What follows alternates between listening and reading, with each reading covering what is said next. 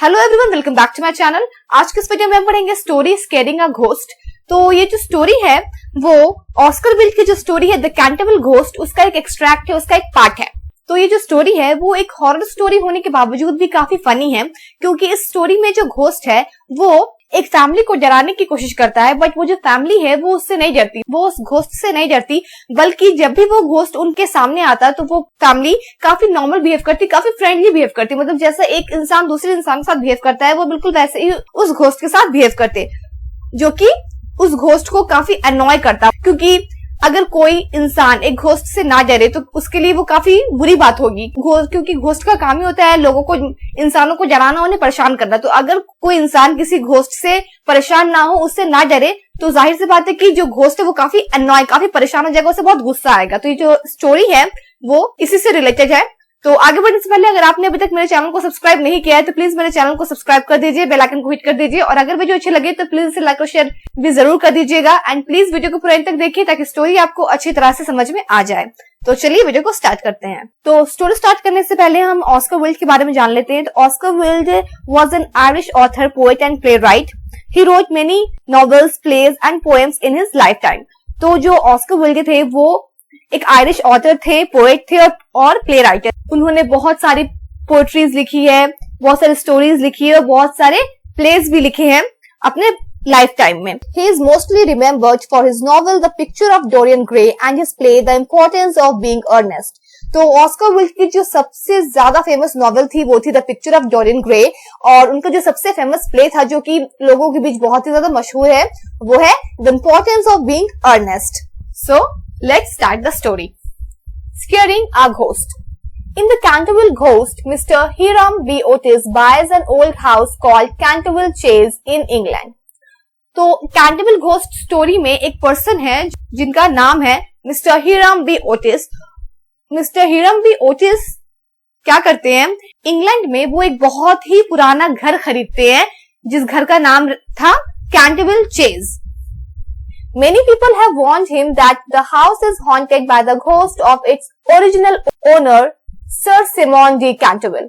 तो घर खरीदने से पहले बहुत सारे लोगों ने मिस्टर ओटिस को वार्न किया, चेतावनी दी कि आप ये घर नहीं खरीदिए, मत खरीदिए, क्योंकि ये जो घर है वो हॉन्टेड है। इस घर के जो ओनर है जिसका नाम था सर सिमोन डी कैंटरविल, उसका भूत, उसकी आत्मा जो है, उसका जो भूत है वो इस घर में है, तो ये घर हॉन्टेड है, आप इस घर को ना खरीदें। However, Mr. Otis does not believe the rumors and goes to live there with his family. लेकिन मिस्टर ओटिस जो है वो उन लोगों की बातों पर ध्यान नहीं देते, उनकी बातों का यकीन नहीं करते हैं और उस कैंटरविल चेस को खरीद लेते हैं और फिर अपनी फैमिली के साथ वहां पर रहने चले जाते हैं। Read on to find out how the ghost tries to scare the family. तो अब ये जानने के लिए कि उस कैंटरविल चेस में जो घोस्ट था उसने कैसे मिस्टर ओटिस की फैमिली को स्केयर किया, डराया, इसके लिए हमें ये आगे स्टोरी पढ़नी पड़ेगी। So, the second appearance of the ghost was on Sunday night. Shortly after Mr. Otis and his family had gone to bed, they were suddenly alarmed by a fearful crash in the hall. तो यहाँ पर direct ghost की second appearance से बात की जा रही है। तो मिस्टर ओटिस जो है वो अपनी फैमिली के साथ उस कैंटरविल चेज में रहने के लिए चले जाते हैं। तो संडे नाइट को अचानक से क्या होता है कि जब मिस्टर ओटिस और उनकी फैमिली सोने के लिए जाती है तो अचानक से थोड़ी देर में उन लोगों को उनके घर के हॉल से एक बहुत ही फेयरफुल, एक बहुत ही मतलब भयभीत कर देने वाली क्रैश सी आवाज सुनाई देती है। Rushing downstairs, they found a large suit of old armor on the stone floor. Seated near it in a high-backed chair was the Canterville ghost, rubbing his knees with an expression of severe pain on his face. Armor means special metal protective clothing worn by soldiers in the past. तो armour जो है वो एक type का metal cloth है, मतलब जो soldiers पहनते थे जंग में, जब भी वो लोग युद्ध पे या फिर जंग में जाते थे तो जैसा मतलब वो लोग क्लोथ पहनते थे पूरा मेटल का, तो उसे ही आर्मर कहते हैं।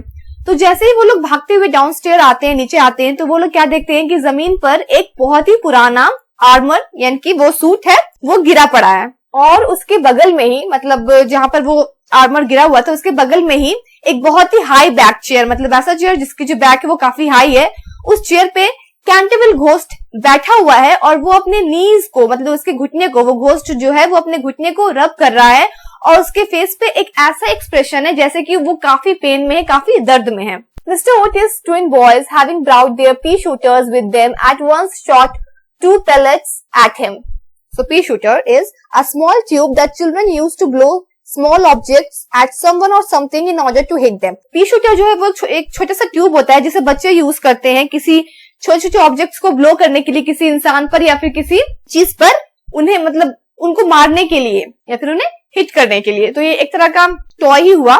And pellets means very small metal balls that are fired from a gun. तो टॉय गन से जो छोटे छोटे मेटल्स के जो बॉल निकलते हैं उसे ही pellets कहते हैं.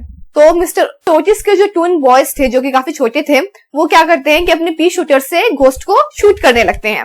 Mister Otis pointed his revolver at him and instructed him to hold up his hands. और मिस्टर ओटिस अपना रिवॉल्वर निकालते हैं और उसे घोस्ट पे पॉइंट आउट करते हैं और उसे कहते हैं कि अपने हाथ ऊपर कर लो. The startled ghost swept through them like a mist with a wild shriek of anger, putting out Washington Otis candle as he passed, leaving them all in total darkness. ये सब देखकर जो घोस्ट है वो काफी चौंक जाता है और फिर वो बहुत ही तेजी से गुस्से में चीखते हुए एक मिस्ट की तरह वहां से बहते हुए गायब हो जाता है. और वो इतनी तेजी से एक मिस्ट की तरह वहां से गायब होता है कि वहां पर जो कैंडल जल रहे होते हैं वो सब बुझ जाते हैं और पूरा अंधेरा छा जाता है. On reaching the top of the staircase, he recovered himself and decided to give his celebrated shriek of evil laughter. तो वो ऊपर पहुंचता है, स्टेयरकेस मतलब सीढ़ियों के ऊपर पहुंचता है और बहुत ही जोर से बहुत ही चीखते हुए हंसता है जैसे कि घोस्ट की इविल लाफ होती है, बिल्कुल वैसे ही. He had found this extremely useful on more than one occasion. He accordingly laughed his most horrible laugh till the old roof echoed with the sound. तो ये जो उसकी हंसी है, वो जो इविल लाफ है, वो उसे काफी यूजफुल लगती है लोगों को डराने के लिए और वो अपनी उसी हंसी को कंटिन्यू करता है. वो अपनी हॉरिबल लाफ को, उसकी जो डरावनी हंसी है वो हंसते रहता है और वो तब तक हंसते रहता है जब तक कि जो पूरा रूफ है, जो पूरे घर का जो रूफ है, वो उसकी हंसी के साउंड से पूरा गूंज ना उठे. But hardly had the fearful echo died away when a door opened and Mrs. Otis came out in a light blue dressing gown. लेकिन वो जो उसकी हंसी है वो ज्यादा देर तक नहीं गूंजती रहती.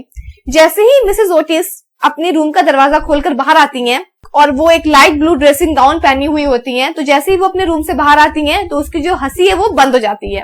आई am afraid you are far from well, she said, and have brought you a bottle of doctor Dobbles medicine. तो जैसे ही वो बाहर आती हैं तो वो उस घोस्ट से कहती हैं कि मुझे डर है कि तुम सही नहीं हो, तुम्हारी तबीयत ठीक नहीं है और इसीलिए मैं तुम्हारे लिए डॉक्टर डॉबल्स की एक मेडिसिन लेके आई हूँ. If it is indigestion you will find it a most excellent cure. और वो आगे कहती हैं कि मैं तुम्हारे लिए ये मेडिसिन लेके आई हूँ अगर तुम्हें इंडाइजेशन हो गया है, means pain caused by difficulty in digesting food. मतलब जब फूड अच्छी तरह से डाइजेस्ट नहीं होता है तो उसके कारण जो पेट में पेन होता है, जो स्टमक में पेन होता है, तो उस पेन को ही इंडाइजेशन कहते हैं. तो मिसेस ओटिस घोस्ट को कहती हैं कि तुम्हें देखकर मुझे ऐसा लग रहा है कि तुम्हारी तबीयत जो है वो कुछ ठीक नहीं है, तो अगर तुम्हें इंडाइजेशन है तो तुम ये दवा लो जो मैं दे रही हूँ और तुम इससे ठीक हो जाओगे, ये इसका बेस्ट इलाज है. The ghost glared at her in anger and began at once to make preparation for turning himself into a large black dog. तो ये देखकर मतलब उनका एक नॉर्मल सा बिहेवियर, मिसेस ओटिस का एक नॉर्मल सा बिहेवियर देखकर तो जो वो घोस्ट है वो बहुत ही गुस्से में उन्हें घूरता रहता है और एक बहुत ही बड़े से काले डॉग में ट्रांसफॉर्म होने के लिए, चेंज होने के लिए तैयारी करने लगता है. The sound of approaching footsteps, however, made him hesitate in his purpose. लेकिन जैसे ही वो अपनी तरफ आते हुए कुछ कदमों की आहट सुनता है तो वो ये चीज अपनी जो प्रिपरेशन है वो करने से रुक जाता है. He contented himself with becoming faintly phosphorescent and vanished with a deep groan just as the twins came up to him. Phosphorescent means producing a faint light in the dark, means अंधेरे में एक हल्की सी रोशनी करना is known as phosphorescent. तो जैसे ही mister Otis के वो जो दोनों ट्विंस बच्चे आते हैं तो ये घोस्ट क्या करता है, एक हल्की सी रोशनी बनके और बहुत ही डीप ग्रोन करते हुए यानी कि कराहते हुए वहां से वानिश यानी कि वहां से बिल्कुल गायब हो जाता है. On reaching his room, he entirely broke down. The rudeness of the twins and the unpleasant comment from Mrs. Otis were naturally extremely annoying. तो वो वहां से गायब हो जाता है. उसके बाद वो अपने कमरे में पहुंच जाता है जो घोस्ट है. तो जैसे ही वो अपने कमरे में पहुंचता है वो ब्रेक डाउन हो जाता है, मतलब वो बहुत ही टूट जाता है, वो बहुत रोने लगता है। उन दो ट्विंस का रूड बिहेवियर और मिसेस ओटिस का बहुत ही अनप्लीजेंट सा कमेंट जो है वो घोस्ट को काफी अनॉय करता है, बहुत ही ज्यादा परेशान करता है। But what really upset him the most was that he had been unable to wear his suit of armor. लेकिन उन सबसे भी ज्यादा उसे अपसेट ये बात कर रही थी कि वो जो आर्मर है, जो वो मेटल का सूट है, वो जो घोस्ट है वो नहीं पहन पा रहा था। ये बात उसे सबसे ज्यादा परेशान कर रही थी, सबसे ज्यादा इस चीज से वो अपसेट था कि वो उस आर्मर को यानी कि उस सूट को पहनने में अनेबल था।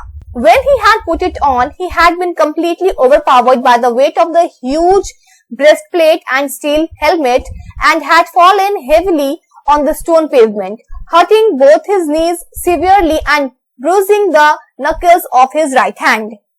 जब घोस्ट ने वो आर्मर सूट पहना तो उस आर्मर सूट का जो ब्रेस्ट प्लेट था वो काफी ह्यूज था, काफी हैवी था, और जो उसका स्टील हेलमेट था वो भी काफी हैवी था। तो उस पूरे सूट का वेट इतना ज्यादा हैवी था कि उसे पहनते ही वो बहुत ही जोर से नीचे जमीन पर गिर गया था, जिसकी वजह से उसके जो दोनों घुटने हैं उन दोनों घुटनों में बहुत ही जोर की चोट लग गई थी, और उसके साथ साथ उसके राइट हैंड के नकल्स में भी बहुत ही जोर की चोट लग गई थी उसे। For some days after this, he was extremely ill and hardly stirred out of his room at all. उसके साथ जो ये एक्सीडेंट हुआ इसकी वजह से वो काफी बीमार पड़ गया, उसकी तबीयत खराब हो गई, घोस्ट जो है उसकी तबीयत खराब हो गई, वो काफी बीमार पड़ गया और वो बहुत दिनों तक अपने कमरे से बाहर ही नहीं निकला। However, by taking great care of himself, he recovered and decided to make a third attempt to frighten Mr. Otis and his family.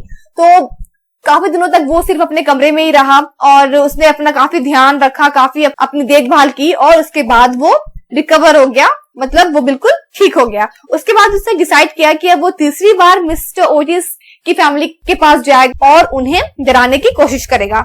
He selected Friday, August 17 for his appearance and spent most of that day in looking over his wardrobe, ultimately deciding in favor of a large hat with a red feather, a sheet frilled at the wrists and neck and a rusty dagger. तो उसने Friday का दिन choose किया और उस दिन date था अगस्त 17। उसने ये दिन चूज किया उन लोगों के पास थर्ड अपीयरेंस के लिए, मतलब तीसरी बार उन लोगों के सामने जाने के लिए और उन्हें डराने के लिए।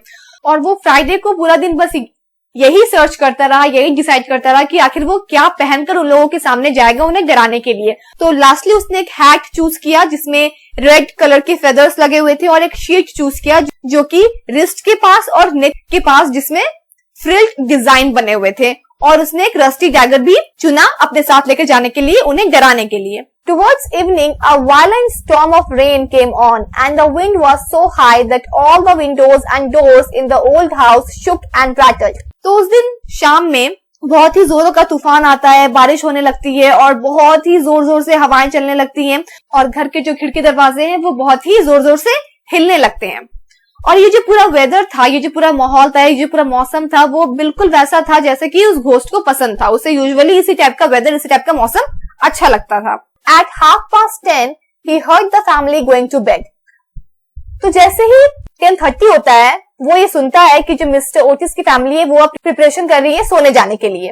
For some time, he was disturbed by wild shrieks of laughter from the twins, who were evidently amusing themselves before they went to bed. सोने जाने से पहले मिस्टर ओटिस के जो दो ट्विंस बच्चे थे वो आपस में खेल रहे थे और बहुत ही जोर जोर से हंस रहे थे। तो उनके खेलने और जोर जोर से हंसने की आवाज से घोस्ट जो है वो काफी डिस्टर्ब हो रहा था।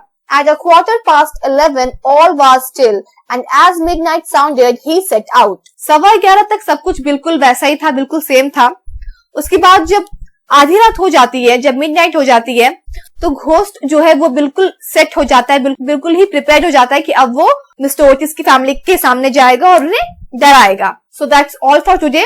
Rest of the story I will upload in my next video very soon. अगर आपको अभी भी कुछ डाउट्स है then watch the video one more time. और अगर वीडियो अच्छी लगी हो तो please like, share, comment, subscribe and hit the bell icon. We'll meet in our next video very soon. Till then, bye.